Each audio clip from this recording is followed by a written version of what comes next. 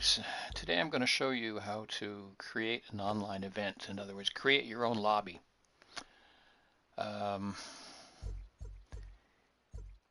Host settings, that's you. Password we haven't figured out yet. You can share that with anybody who has the password. You'd have to broadcast it somehow. Default is public. I like private. Choose whether you allow the director another. Now that I haven't figured it out either, because you can have a director and you can have a broadcaster and that kind of thing. Then you have to wait for ready input. In other words, you can't just start the race. You have to wait until all the people in the lobby say they're ready.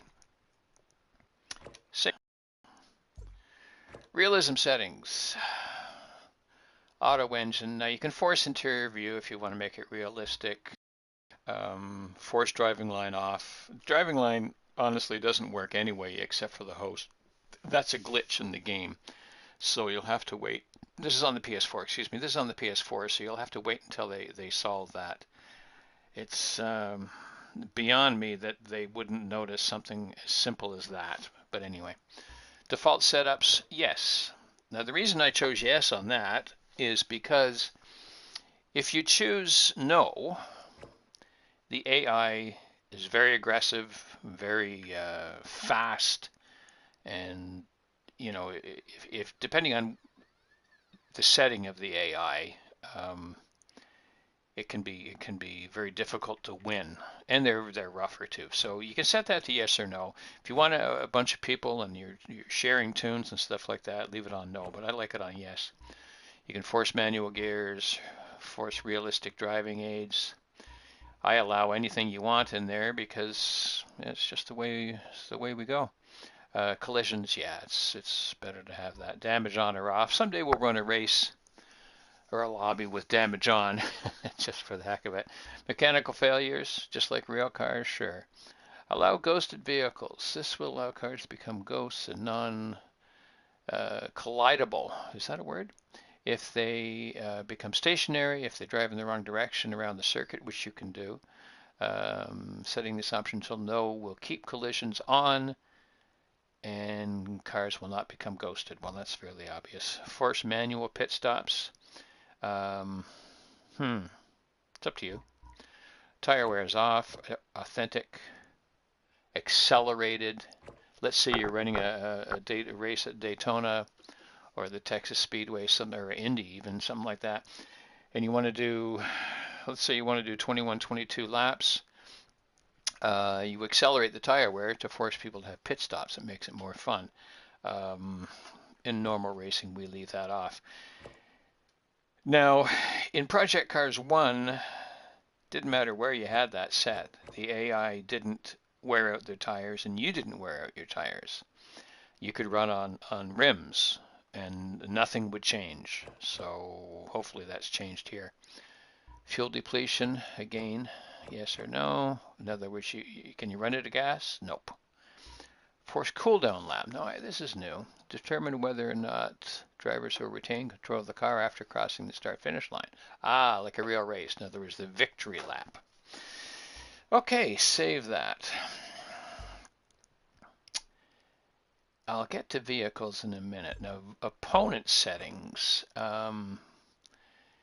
Pick your humans. If you're going to have a lobby of 5, let's say, maybe 6 if a friend's going to show up. You can go up to 16 here. If you're offline, I think you can go up to 40. Fill with opponents, have AI or don't have AI. Opponent skill level is set to 1. We kind of like it on 50 or 60. Some of you aliens might like it a bit higher. Aggression level. You're beside a guy that'll hit you, knock you out. The higher you go, the extremely aggressive, the more aggressive they are. So we set that at 52, and things go well. Now, opponent field type.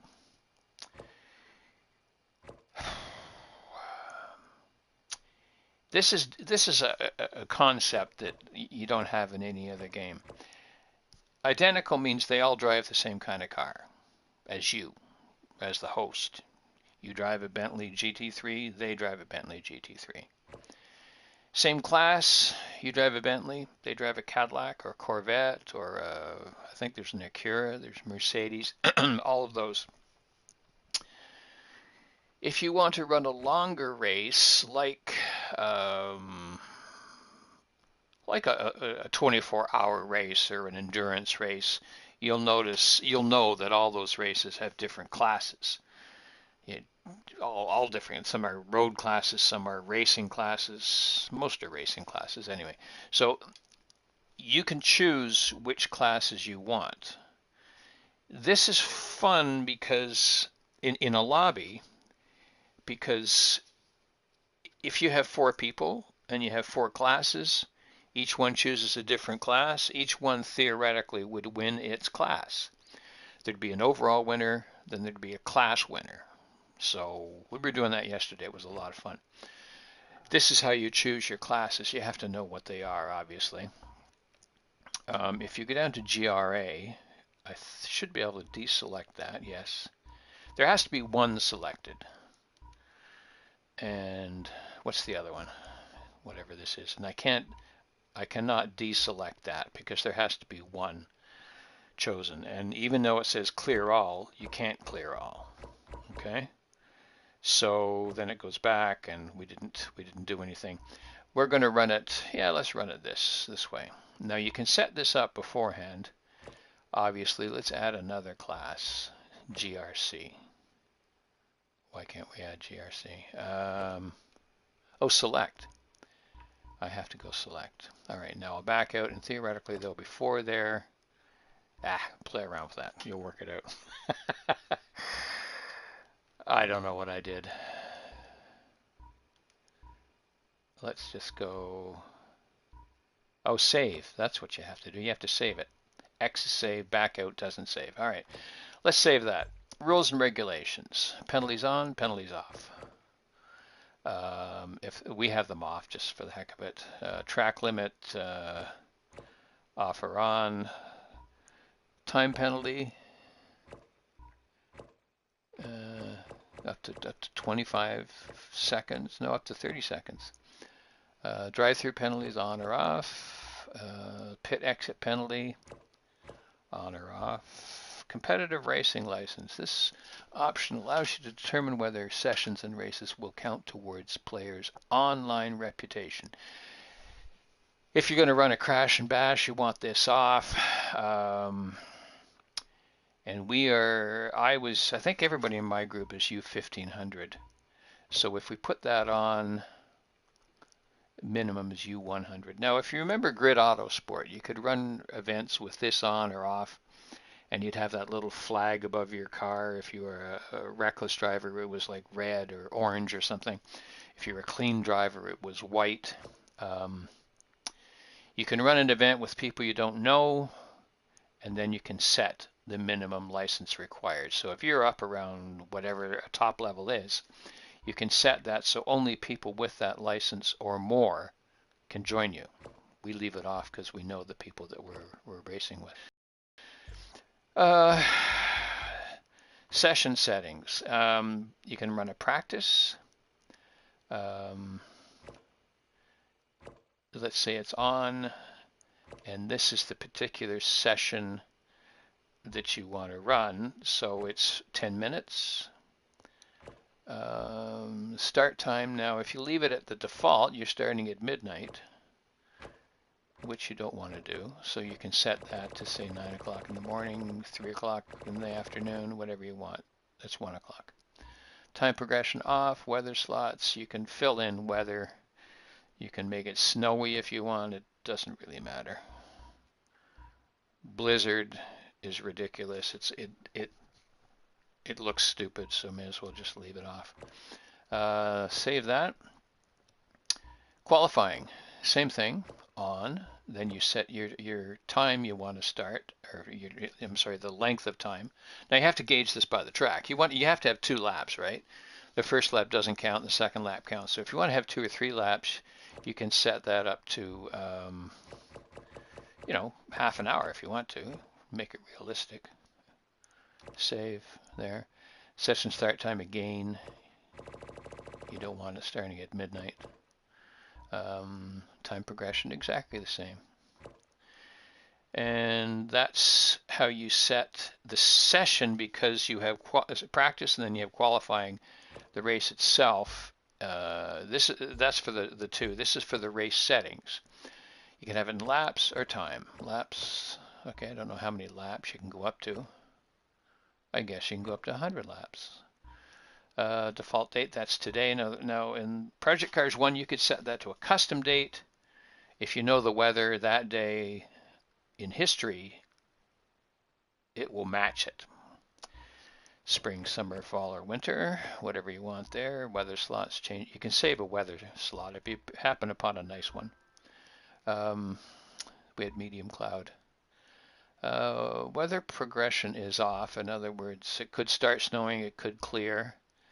Now start type is rolling start. I'm going to have to figure out how to get rid of that. Mandatory pit stop, yes or no? You know what? I'm going to try something here. Realism settings. Nope. What is that I want to do? I want to do the classes. Where was that? Nope. Opponent settings. Okay, let's choose multi-class. Same class. Save. And let's see where the race settings are. I want to figure out how to do the rolling start, because yesterday we had stop start, dead stop starts, and then we somehow got into rolling starts. Now I have to figure out how to get rid of that. Formation lap, mandatory pit stop. All right, we did all that. Track. I see. It maybe goes by track. Let's choose an Imola. All right, let's see what it's going here. How did I get that? Host settings? No, which one was it? Race settings. I've lost it now. Realism settings. Rules and regs. Where the heck was it? Race settings. Well, the fun part of this is finding out things that you've lost track of. Oh, vehicle select, is that what we want? No. Opponent.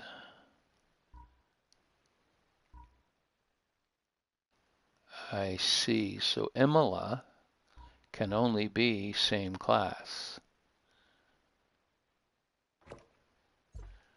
Aha.